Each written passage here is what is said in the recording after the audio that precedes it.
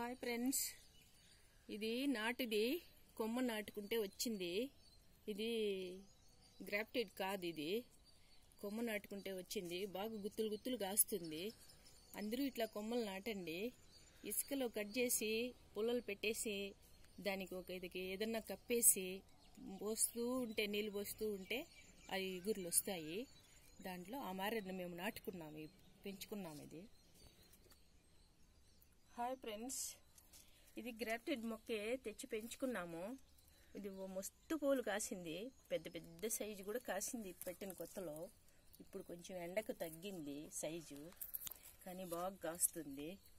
మిద్దె పైన పెంచేది కదా, ఎండ ఎక్కువ అవుతుంది. కానీ అందరూ నాటుకోండి, అందరూ పెంచుకోండి.